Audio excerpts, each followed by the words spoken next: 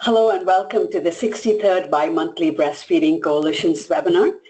I'm Kinkini Banerjee, the Senior Coalitions Relations Manager at USBC, and I'm so glad to have you join us for this session. This series, the 222 series, is hosted jointly by the CDC's Division of Nutrition, Physical Activity and Obesity and by the USBC. And as I said, the series is lovingly called 222 because the webinars are held every 2 months on even-numbered months on the second Tuesdays of the month from 2 to 3 p.m. Eastern. And the purpose of this series is to bring together state, territorial, tribal, and cultural coalitions to share best practices and news and to network and collaborate on issues of national significance. Coalition members and breastfeeding advocates from across the country can join us for these free webinars, and you can join the Coalition's Learning Connection to get all of the announcements, and the topics and speaker details are posted 1 to 2 weeks before each session. And you can also go to our webpage, www.usbreastfeeding.org/coalitions-webinars. If you are not already on our Coalition Learning Connection, it just takes a couple of seconds to get the user account, so please do join. We share a lot of resources, information, as well as, like I said, announcements about our different webinar series. So to streamline access to the webinars, we've set it up as a series, so you can register just once and automatically you are registered for all of the sessions. We know that, this is middle of the workday and not everybody is available to attend these events live. So each session is recorded and you get auto reminders for the sessions, and then you also get the link for where you can access the archives. To find the archives of our past sessions, you can either get it from your email link that comes in, or you can go to usbreastfeeding.org/coalitions-webinars, and I'll show you how that's done. So if you go to our website, you can see the tabs across the top, and the last one is coalitions. Just click on that and a drop-down menu will show up, and click on the CDC USBC bi-monthly webinars, and you can see the handouts for this page, the materials for today's session, as well as all of our past sessions. Because we have a very large number of attendees, the attendees are in listen-only mode, but we want to make this as interactive as possible. So please submit questions. If questions are sent out during this session, use the chat box to type your comments. But the questions, we will have 10 minutes or to 15 minutes for Q&A at the end of the session, and please type your questions at any time during the webinar. I'll be sure to pass it on to our speakers during the Q&A time, and this is how you do it. You should see a control panel on the right of your screen. If you don't see it, it might be minimized, so just click on that orange tab arrow and it'll pop back out. Scroll down to the different tabs, and the one just under audio is the tab which says questions. Click on that tab and a text box will open up to and you can type your questions in there. During our session today, if you have any audio problems or any other questions, please email coalitions@usbreastfeeding.org, and one of our staff should be able to help you. One other announcement that I wanted to quickly make is that after this session, we are having a post-webinar breakout discussions, and we are having this so you can process what you just heard, unpack, share your own experiences, as well as get an opportunity to ask questions of your peers. So for this hour session that is after this webinar, it's a different session. It needs a different registration, and our fabulous coalitions coordinator, Danae, will post that link in your chat box. So if you haven't already signed up for the post-webinar discussion, you can still do so now. Okay, and that brings me to today's session DC Breastfeeding Coalition, Defining Cultural Competency. In this session, we'll hear about the journey of the DC Breastfeeding Coalition and its exploration and identification of the visible as well as the non-visible aspects of culture. We learn specifically how cultural factors influence breastfeeding in the African American community and how to expand and sustain the reach of your coalition. Serving a community of predominantly low-income families of color with not much access to breastfeeding support, the DC Coalition has had an impressive track record of leveraging partnerships as well as funding streams to advance community breastfeeding goals. And I am delighted to introduce our presenter, Mudiwah Kadeshe, who is the Vice President of the DC Breastfeeding Coalition and also the Director of Programs and Grant Management for the Coalition. Mudiwah began her career in women's health following her first home birth experience. Her motivation for entering this vocation was to support others in their birthing choices. She was blessed to be trained as a birthing assistant by one of the first women of color to co-establish a freestanding birth center in the United States, Marcia Jackson of Birth Care and Women's Health. Mudiwah is a native of Washington, D.C. and holds a bachelor's degree in nursing from the University of the District of Columbia and a master's degree in nursing administration from George Mason University. She was a labor and delivery nurse. She developed a hospital-based lactation resource center by progressing to become the nursing director of outpatient OBGYN services. And after 30 years with the organization, ILCA, the International Lactation Consultants Association, elected Mudiwah as the first African-American board member in July 2015. Mudiwah is also one of the founding members of the DC Coalition and currently works as a community-based lactation consultant in DC. And we are so honored to have Mudiwah with us today. We know that it's going to be a terrific session. So welcome, Mudiwah, and I will turn it over to you.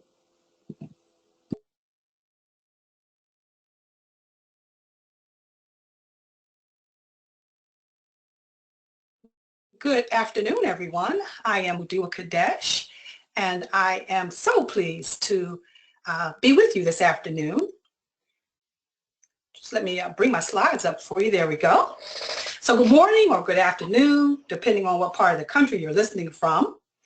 And on behalf of the DC Breastfeeding Coalition's Board of Directors, our executive team, and our members, I would like to express appreciation for this opportunity to share our work with all of you.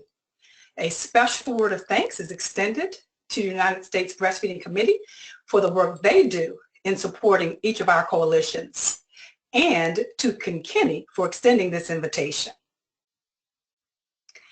In the past 12 months, I have no relevant financial relationships with manufacturers of any commercial products and providers of commercial services discussed in today's webinar. I do not intend to discuss any unapproved investigative use of commercial products or devices in my presentation.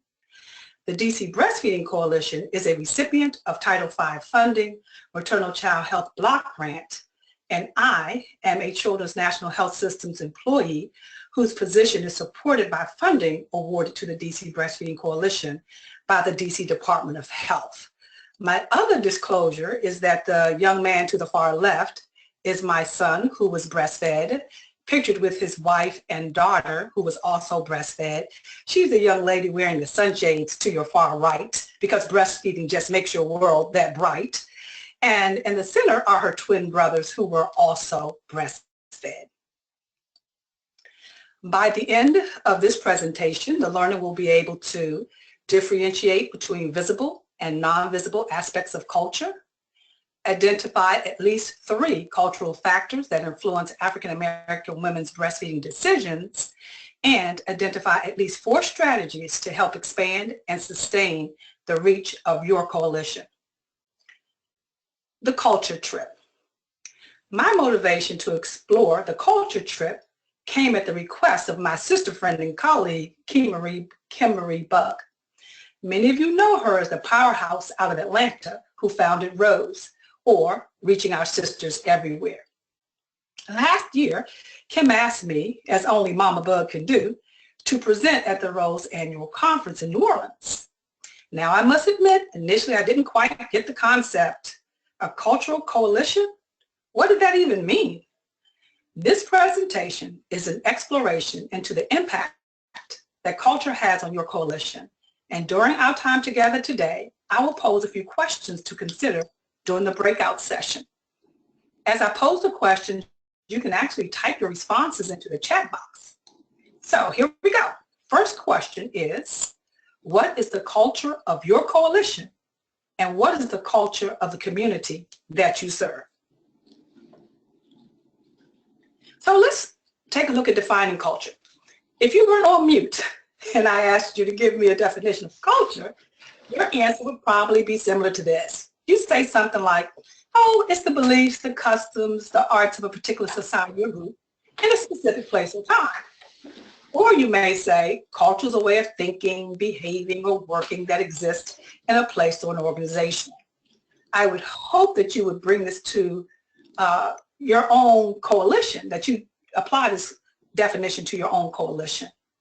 Now let's take a look at intercultural competence, or what's commonly called cultural competence. Cultural competence is the ability to understand and manage your own and others' cultural worldviews. It is critical to working more effectively across differing value systems, attitudes, and behavior. And it's also essential to the success of your coalition and your programming. On a scale of 1 to 10, with 10 being not so great and 10 being really fabulous, how would you grade your coalition on your cultural competence? The Cultural Iceberg. In 1970, Stanley Herman of the TRW Systems Group developed the concept of the cultural iceberg, which you see in this diagram. Now, culture, according to Stanley, has been aptly compared to an iceberg.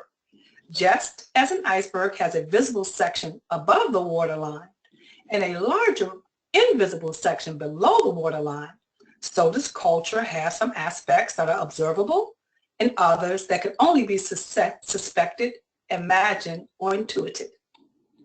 Also, like an iceberg, the part of culture that is visible, observable, or overt behaviors is only a small part of a much bigger whole. So 20% of culture is on the surface.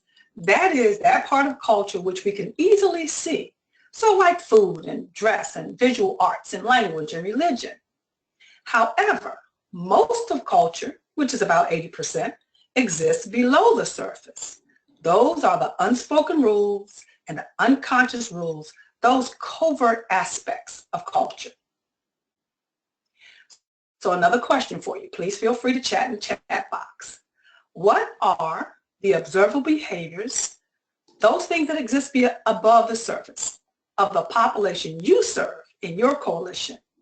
And what are a few of the below the surface aspects that may impact your coalition's work? Culture is something that fills your heart. Due to the disparity of breastfeeding in the African American community in DC, which we'll discuss later in this presentation, the DC Breastfeeding Coalition has focused a large part of its programming on bridging this gap. The majority of our clients seen in our clinics are of African American descent. This portion of the presentation will give an account of the history of Blacks in America and the potential impact on their decision to breastfeed or not. Dr. Joy DeGuy is a nationally and internationally renowned researcher. She's written a book entitled The Post-Traumatic Slave Syndrome. As a result of 12 years of quantitative and qualitative research, Dr. DeGuy has come up with a paradigm that says multi-generational trauma plus continued oppression and the absence of opportunity to heal or to access benefits available to society equals the post-traumatic slave syndrome. This is significant because the ethnic heritage of African Americans included keeping babies close to us and breastfeeding our babies prior to slavery, both of which became problematic during slavery. So Dr. DeGuy maintains that stolen traditions and heritage of African American moms may impact their decision to breastfeed. If you've not heard of her research, I encourage you to buy her book, especially if you serve an African American community. So that was then, but look at now. Now we have mothers like Mona Lisa Hamlin, who's pictured here on the right, and she's creating a new story. And that new story is Black women do best breastfeed. So, looking at the cultural impact synopsis, earlier we defined culture as values and beliefs and ways of being. And when the DC Breastfeeding Coalition assessed our clients, the primary cultures we serve in DC are African Americans, Ethiopians, and Hispanics in that order. So we wanted to do a synopsis of what this community looks like and what we could define from that. So here I'm using a framework developed by Rutgers University School of Social Work to summarize the communities we serve. According to the Cultural Iceberg that we previously reviewed, family and religion are formal or overt aspects of culture. They are those things that are plain to see. They reflect the way we say we get things done. So to repeat, family and religion are above the iceberg, and they reflect the way we say we get things done. Conversely, gender roles and approaches to health and medicine are examples of informal or covert aspects of culture. These are group norms, and they are the way things really get done within the culture. Question: what is your coalition doing to become culturally competent in order to address ways of being that are below the iceberg and difficult to see? And we know that those below the iceberg things, those things that are difficult to see, may impact our ability to connect with the community that we serve. So what are you doing to become culturally competent for the community that you serve? Who is most likely to breastfeed in the U.S.? We in DC serve a community that falls onto the list that's on the right side of the slide. So we serve predominantly non-Hispanic Blacks of low socioeconomic status. They're very unlikely to breastfeed. That's our culture. So what does that mean for us as a coalition? Now this table from the 2016 CDC Breastfeeding Report Card, including the targets from the Healthy People 2020 Objectives on Breastfeeding, is comparing the national and DC breastfeeding rates for infants born in 2013. According to this data, DC is above the national average on ever breastfeeding, 6 months, and at 1 year. We are close to the national average for exclusive breastfeeding at 3 months and above the national average at 6 months. Although DC is doing well overall, there are racial disparities in the breastfeeding rates in DC. African American women are almost half as likely to initiate breastfeeding and are much less likely to sustain breastfeeding at 6 and 12 months compared to Caucasian and Hispanic women. If the disparity gap is not closed between the African American community and the Caucasian and Hispanic groups, the Healthy People 2020 goals will never be actualized in the District of Columbia. So a tale of 3 cities. Reviewing the 2009 to 2011 CDC National Immunization Survey data by rates and by race, Blacks lag behind in every indicator, with the exception of supplementation. Hispanics lead in this data point. This disparaging fact is only apparent when you analyze the data by race. Otherwise, DC appears to be doing quite well with their breastfeeding rates. Thus, we see ourselves as 3 cities within one: Caucasians, Hispanics, and Black.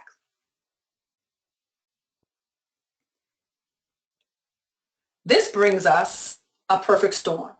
So within DC, the Black community, we have a perfect storm because of our low breastfeeding rates that is spawned by lack of knowledge and limited breastfeeding support.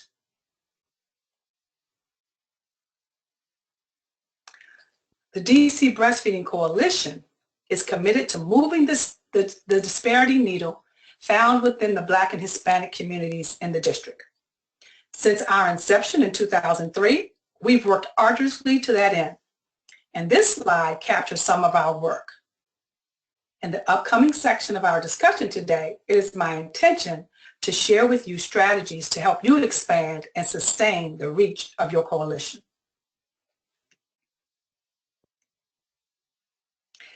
The DC Breastfeeding Coalition was established to reduce health disparities, particularly among the most vulnerable infants and children living in our communities.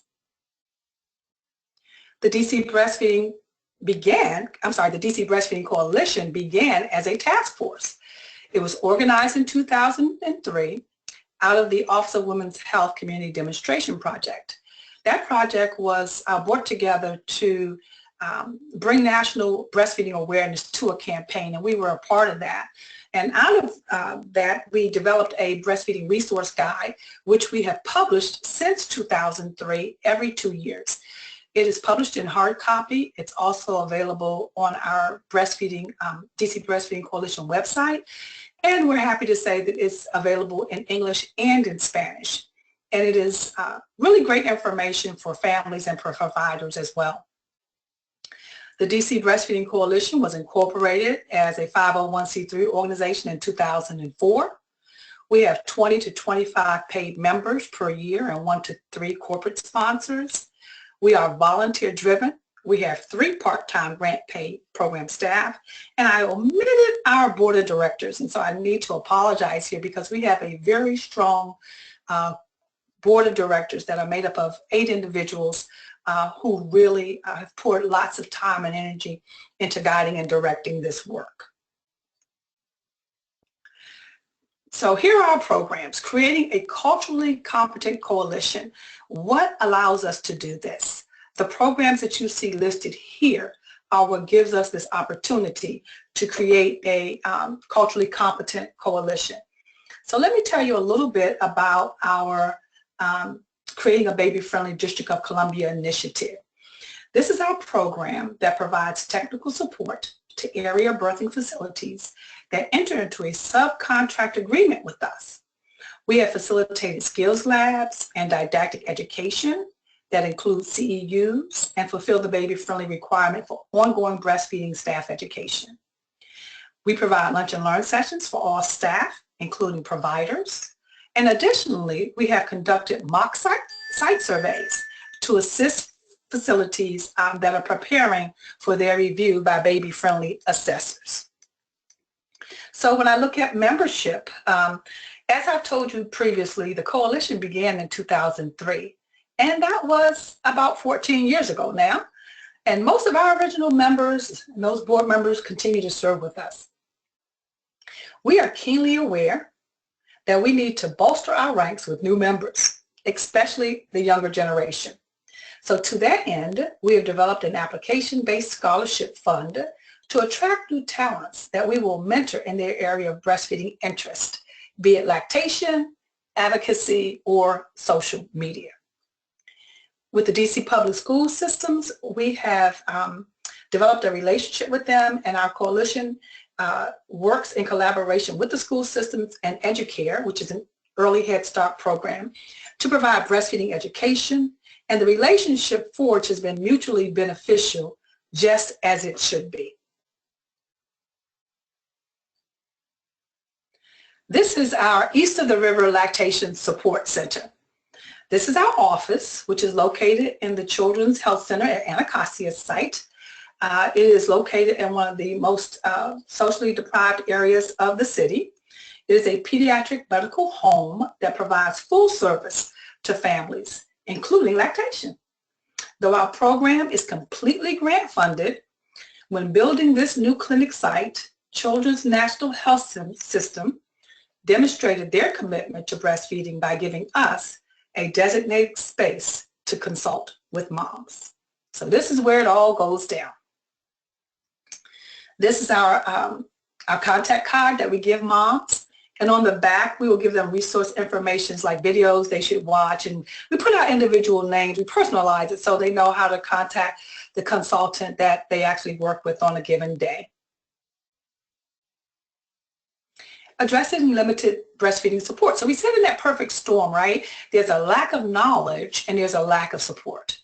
And so we wanted to address this lack of support. And the way we've done that is through consults. So our goal is to see every mom that enters the clinic with an infant that is less than 30 days old, regardless of her method of feeding that she tells the core that she does on intake, right? So when she comes in, she may say, oh, I'm formula feeding. We don't listen to that because we take the approach that this is an opportunity to educate and to influence her decision. And if it doesn't occur this time, maybe it'll occur next time. The other thing we do for support is something called Mom's Got Milk Club. And this is actually called Mom's Got Milk Club. Don't tell anybody, it's really a support group. And notice that we don't call it a support group because we learned through our work with a previous grantor, which was NACHO, that Blacks don't self-identify as needing help. So when you say support group, they're thinking, I don't need help, I'm good. So we don't call it a support group, we call it Mom's Got Milk Club, and we really encourage families to show up, and we provide a little light lunch and really have a good time. The other thing we do for support is we give our moms access to the Pacify app. And Pacify app is a 24/7 accessible video app, which gives the family access to an IBCLC 24/7 when we are not available. So we do encourage them to call us first or come see us first, but in our off hours, evenings and weekends, they have access to a video app, which is free of charge to them. And in response, Pacify gives us monthly reports on data usage and access to their consult record. And then lastly on this slide, I'd like to talk a little bit about our WIC newborn appointments. So we have a contracted agreement with one of the hospitals that are on the same east end of the city that we are, which allows us to access their postpartum moms. Our peer educators are there twice a week to schedule early pediatric follow-up appointments to the provider of their choice, and WIC appointments are scheduled as well. This particular birthing facility also participates in our Creating a Baby-Friendly District of Columbia initiative. So addressing lack of knowledge. Well, we have something called wait a minute sessions. And what happens in a wait a minute session? Wait a minute sessions are conducted in our patient waiting areas on breastfeeding topics that are briefly discussed as an overview. Our creative peer educators are excellent at games and interactive conversations that liven up the waiting room area, and it is an effective way to use wait time.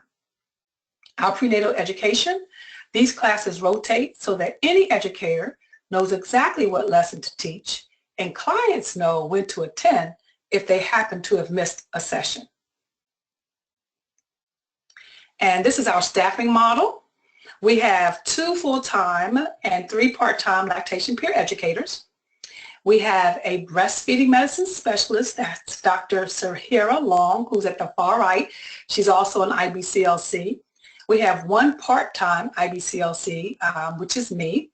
And we're located in 3 sites in pediatric medical homes. And we have 2 sites that are located east of the river. We tried really hard to make certain that when we did our last hire, we were able to bring on a Spanish-speaking peer educator. We weren't able to achieve that However, we were able to get a peer educator that speaks Amharic, which is a very large part of our population as well. So that is being culturally competent, right? There are many of our families that come in to see us that are from Ethiopia, and they have a specific culture and language. And we found that since bringing on this peer educator, that community has really appreciated being able to have someone that they could talk to, speak their language, and understand their culture. So this is our current staffing model. Our lactation peer educators.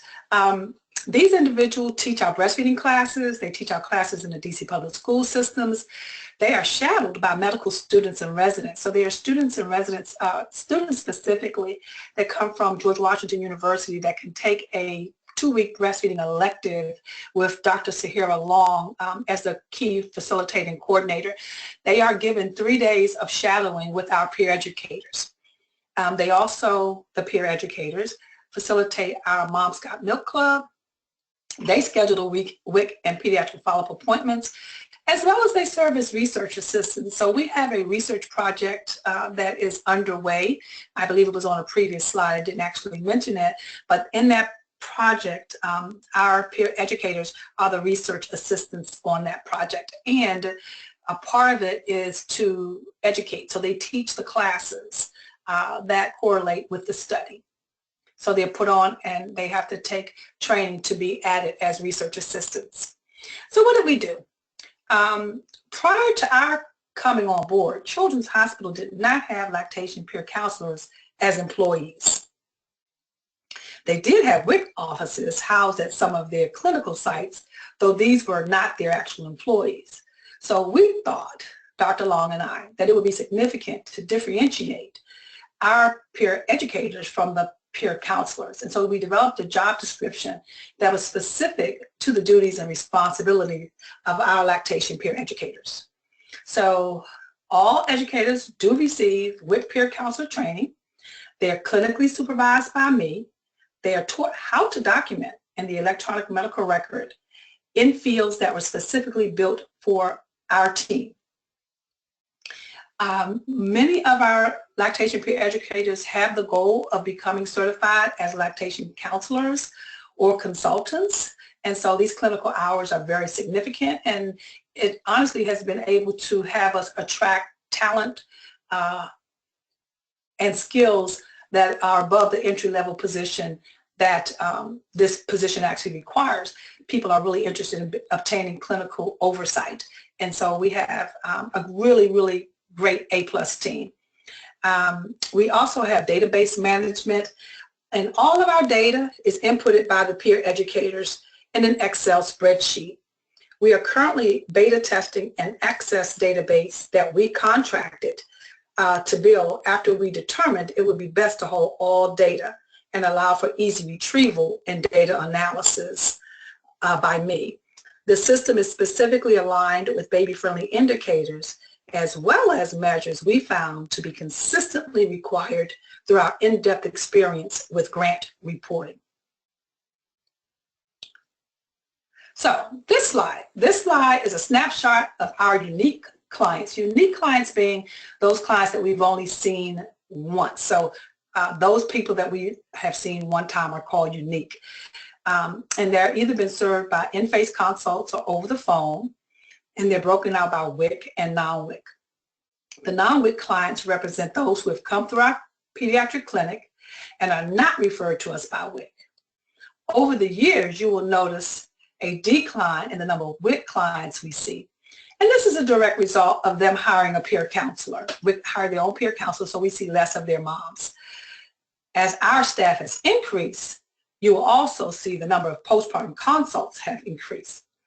Keep in mind that these are unique clients only.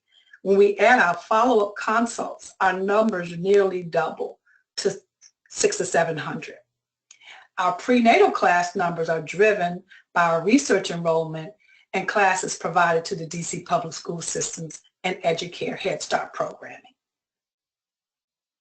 Creating a Baby-Friendly District of Columbia initiative. In February of 2012, Georgetown University Hospital became the first birthing facility in DC to become baby-friendly, and we salute them. Providence Health Foundation, they used to be called Providence Hospital. Providence Health Foundation was second in February of 2016, and we're pleased that at the time of their designation, they were one of the hospitals participating in our Creating a Baby-Friendly District of Columbia initiative.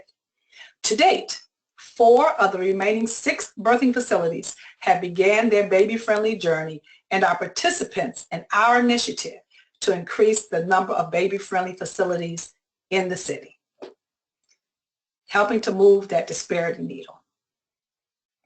This is our lactation certification preparation course. This is a picture of some activity we had at one of our sessions.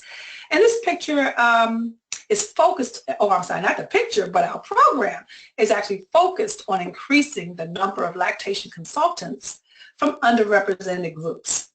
After a master training by Linda Smith in collaboration with Rose, we held 2 courses, one in the fall and another in the spring. Each class included 6 sessions and resulted in 45 CERPs, or continuing education units for people seeking lactation, were awarded with full completion of the course. 18 individuals were trained, resulting in 3 persons taking the exam, and there are now 2 of those persons who have been certified as IBCLCs.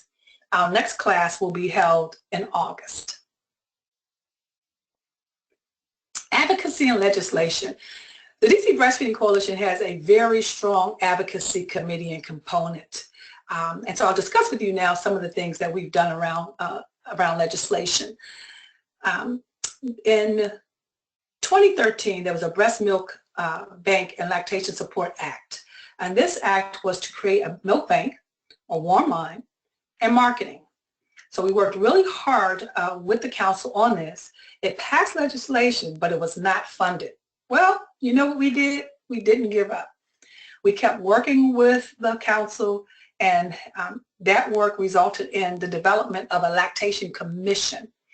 And we are proud to say that the first meeting will be held on April 27th, and about 4 of our members are currently on that commission to continue to look at how DC can further support its moms.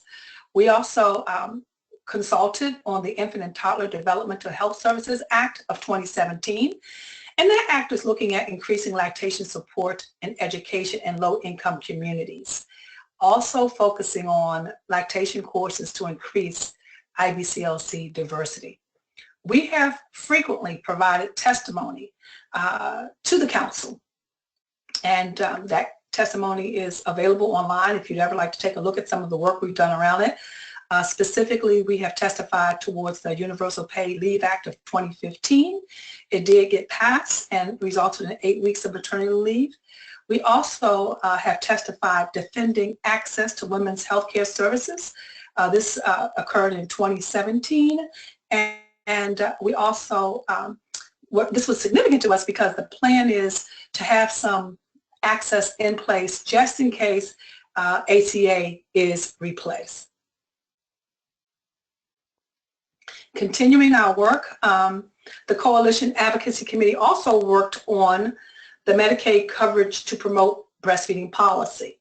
Now, this policy created a rule to allow non-medical IBCLCs to become Medicaid providers, thus becoming eligible to bill independently. Very important work here, and then Coalition's advocacy team was highly involved with this. They also worked to get breast pumps and lactation supplies reimbursed, right? So we found that the rate of reimbursement was very low, and so we collaborated with durable medical equipment companies who in turn negotiated with medical management care organizations for better reimbursement rates.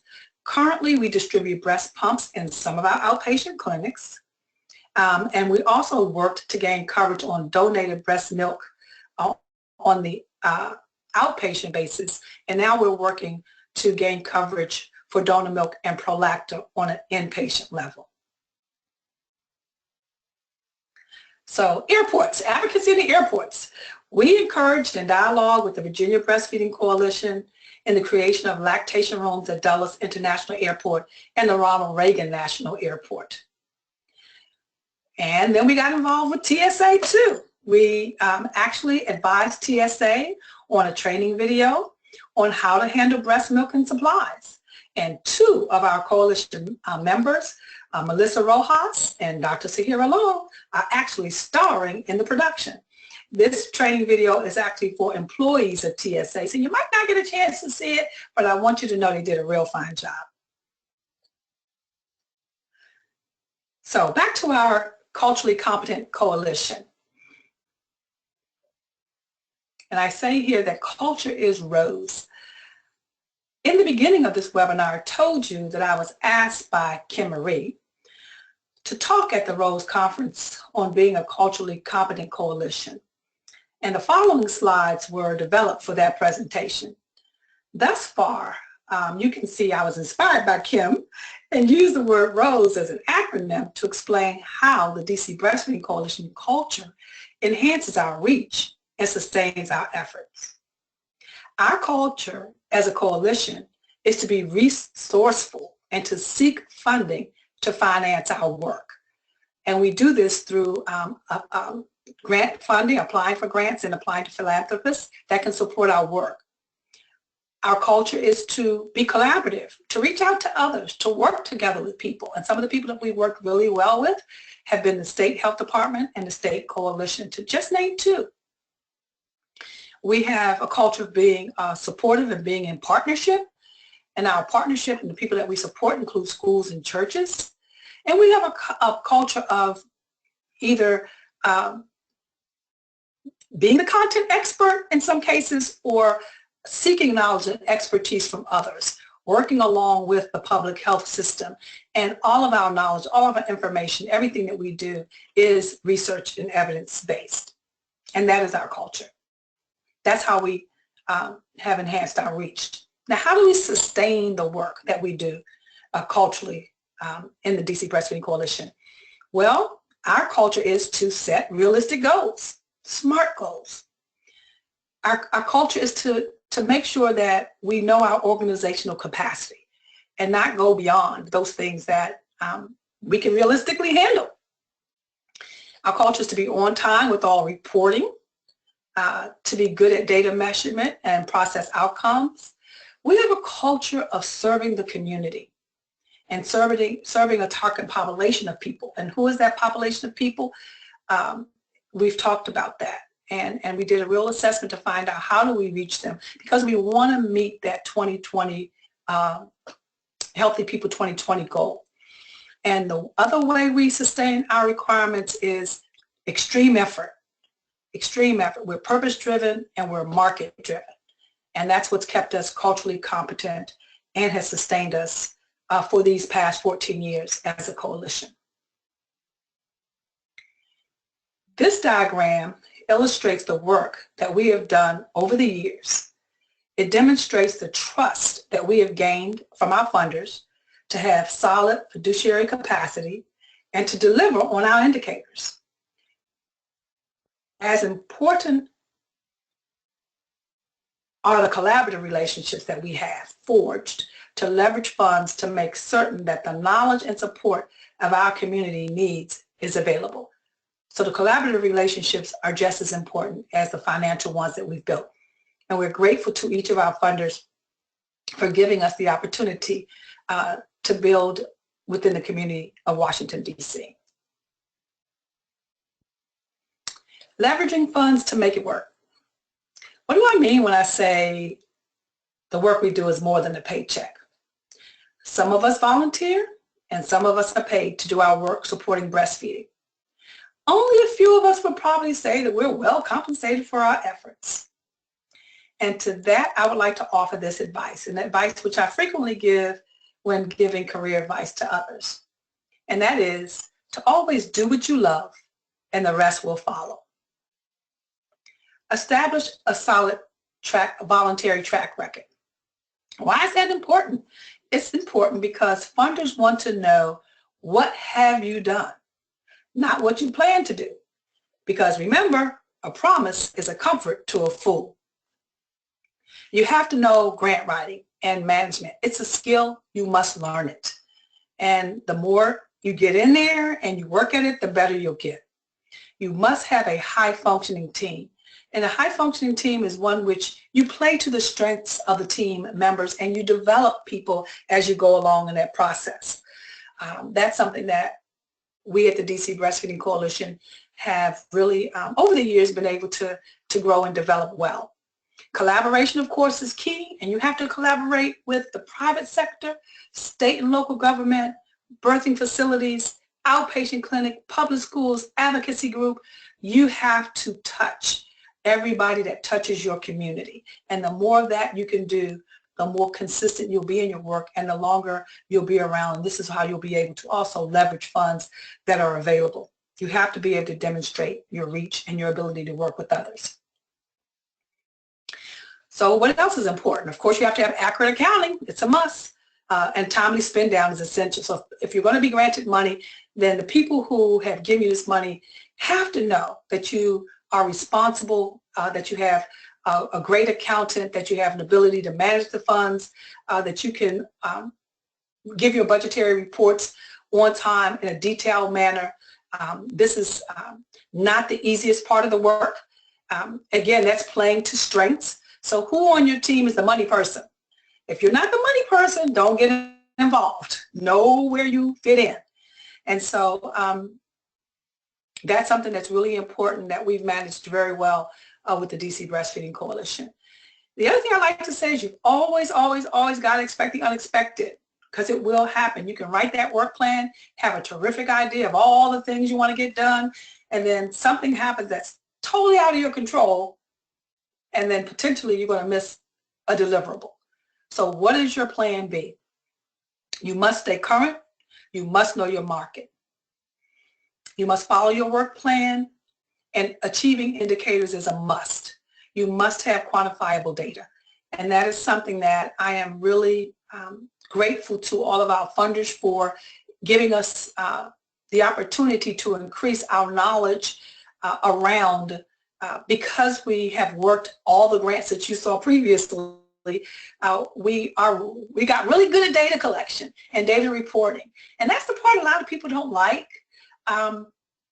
And so I'd say that, you know, again, pay to your strengths, pay to the people that like numbers, that like, and I'd say I'm not a person that necessarily likes numbers, but I like having the answer. I want to know what's working and why it's not working. And that comes down oftentimes to your quantifiable data. So if it's not that you like the numbers aspect, what about the work you do you enjoy? And then lastly, I like to say you must be visionary. You must be adaptable, and you must be accessible. So on being accessible, I know that's a hard one. It's a hard one because most of us could use a little bit more time added to our day. Or we may be asked to do things that require us to stretch a bit. Kind of like Kenny asking me to present today. Now, most of us who do public speaking, we don't really love it, or at least we didn't start off that way. However, you must be able to tell your story, which is, interestingly, another part of many cultures. Storytelling. So as my grandma would say, you can't tell it. Let me tell it. Tell my story. You can't tell it. Let me tell it. So be prepared to tell your story. So a look ahead. What's up for the DC Breastfeeding Coalition? Where are we going? We got to continue this reach. You know, it's a good, better, best. We will never let it rest until our good is better and our better is our best. So we're looking at developing a clinical ladder. And in this clinical ladder, we will have a lactation peer educator, certified lactation counselor, international board certified lactation consultant.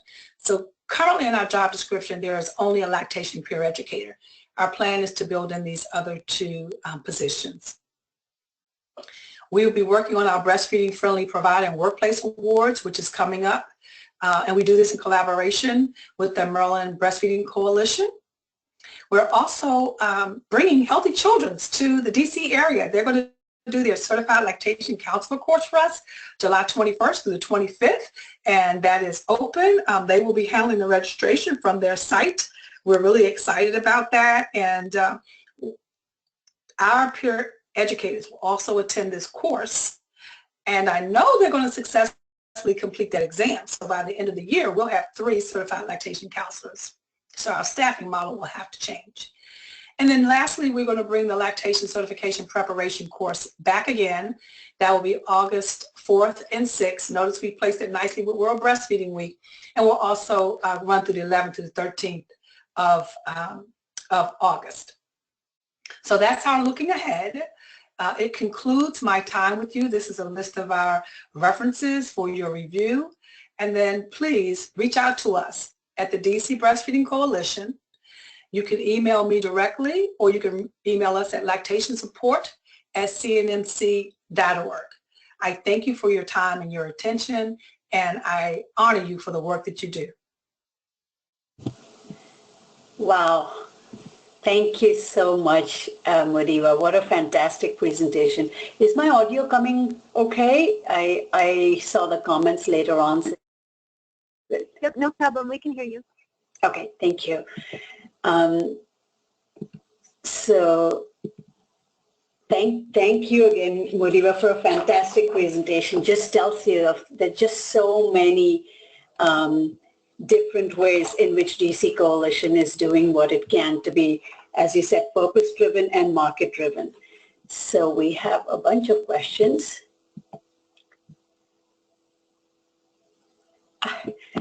What are the outlines for your wait a minute sessions? Using waiting room times well is just such a great way to engage our moms, our families, and use it as a learning opportunity. So could you share a little bit more about the wait a minute sessions? Sure. So with wait a minute sessions, you want to pick topics that you can do quickly. And it depends upon who you got in the waiting room that day, right? So oftentimes we'll do something like benefits of breastfeeding. We have a breastfeeding box that has benefits in it. You can either make them or you can purchase them. And you engage the persons that are there by asking them, so in this box you may give somebody a Band-Aid, you give them a globe, you give them whatever little items are in the box, and you ask them to take that item and explain to you how that item is a benefit to breastfeeding. The other thing we've done sometimes is we'll just do a word search puzzle and have them find breastfeeding words that are in that puzzle. If people are interested in the games that we've done, I'd be happy to share them with you. But when you think about your education, think about taking whatever you teach, getting it down to a 10 or 15 minute time frame, and making the education interactive if you can. So we play Breastfeeding Jeopardy. We'll play Breastfeeding Jeopardy and Breastfeeding Bingo right there in the waiting room. And you'll be amazed about how that works. We have books, children's books on breastfeeding. So maybe the counselor just goes out and reads a children's book on breastfeeding. It is whatever means that you have, that you educate, and taking it and making it just quick and brief and interactive. So benefits, breastfeeding benefits work really well. Information about returning to work. A pump demonstration. How about you just take the pump out to the lobby where moms are waiting and demonstrate to them how pumps are used. So it's not that we do anything that you don't probably educate around. We simply make it short, concise snippets, and we make it interactive. Fantastic. Just so many great ideas to be doing. Another question from Doreen, and she asked, is your breastfeeding, the curriculum you have for the public schools breastfeeding education available or available to others for review anywhere? That sounds like a really great partnership idea, and would be interested in learning more about how to do this and how this is placed. So very good question. You know, one thing I didn't spend time explaining was the research protocol that we're currently involved in.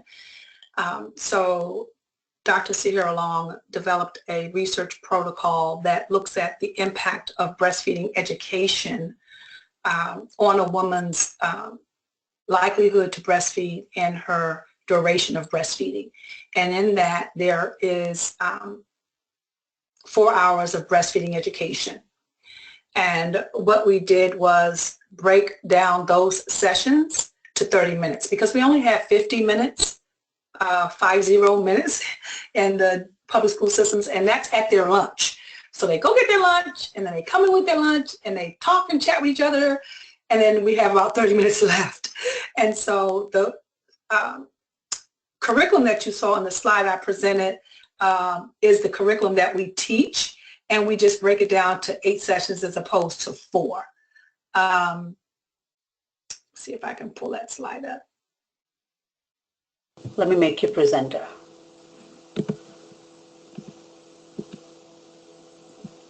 Thank you.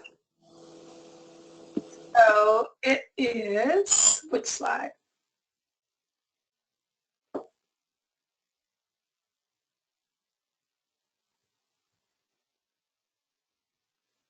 Sorry about that.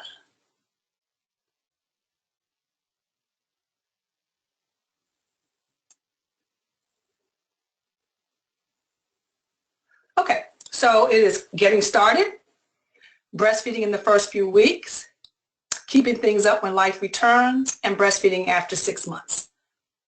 And so we take those 4 sessions and we break them out to make them 8 so that we do 30 minutes at a time. And so I don't think it's something that we would be willing to share just because it's related to a research protocol. But I am happy to have a discussion with persons that are interested in how to make that happen. Our success with getting into the DC public school system, which was something that we had on our list of things that we really wanted to get done because we really believe that the opportunity to impact our community really does happen best when we're reaching the youngest of our population. And so we got a collaborative relationship with a program called New Heights. So New Heights is a program that provides different levels of education to teens, at-risk teens in the school. And we applied to their program. And their program had a set of specific curriculum guide that we had to meet. And so it was specific to that. So I'd also say to you that you may want to check with your own school system to see what the requirement would be before you take and develop anything. Make sure that you're meeting the requirement of your individual school systems because it will differ. Absolutely, yeah. Well, thank you for that, Mudiwah. And for folks, if you you have Mudiwah's email address, but also check out the DC website. Just such a great place for resources and other things too. So you will find a lot of great things on the website as well. A question from Lisa asking, could you please restate the name of the author that coined the term post-traumatic slave syndrome? Joy DeGroot. Certainly. Her name is Joy DeGroot. And I may not say her name 100% correct because it's spelled one way and it's pronounced another. So it's Joy, and her last name is DeGroot. So I'll spell it for you. It is D-E-G-R-U-Y. Right, G-R-U-Y. Thank you for that. And then we have time for just one other question. And one of our participants wanted to know, is the pediatric, did you say that the pediatric residents shadow peer education? Yes. So can I just say that the reference for post-traumatic slave syndrome is in your PDF handout, right? It's at the end of the presentation. And yes, so there are 2 programs. There are students who take a breastfeeding elective. These are GW students. They elect breastfeeding as an option. And in that, selecting it as an option, they have 2 weeks specifically of breastfeeding education. But the residents, so these are doctors that are currently practicing that are new to the practice, the residents also shadow our peer educators. And thanks to Dr. Long, who just makes sure that every resident that's there gets a real good immersion into breastfeeding. So, this is another way that you really demonstrate how important it is to have these champions across the sectors, from our, peds, OBGYNs, nursing, public health, community, faith, to help advance the mission and our common goals. So, wow, we are out of time. This has been fantastic again. So I am going to thank you again, Mudiwah, for this. Want to let you know that we will continue this talk. There's so much to talk about, and you're welcome to join the post session, the breakout discussion that we'll be having right now. Your registration is already, link is in the chat box now, and please come share insights, lessons learned, questions that you like to ask your colleagues across the nation, and also your own experiences. So again, keep in touch with USBC. Thank you, Mudiwah, for succumbing to my arm twisting. This has just been a fabulous session. We know how much, this is the truest essence of what coalitions can be, bringing people together, working through their knowledge, expertise in purposeful ways. Fantastic session. So thank you to our wonderful speaker today, and thank you to all you do. The work we do is all about partnerships, coordination, and collaboration. It's truly amazing what we can accomplish together. So thanks for all you do. Please fill out the evaluation forms, because we listen to your ideas and your opinions, and that's how we shape our webinar topics. So keep those evaluations coming, and goodbye for now. Please join us for our breakout session, and I look forward to having you at our next webinar session in June. Thanks very much.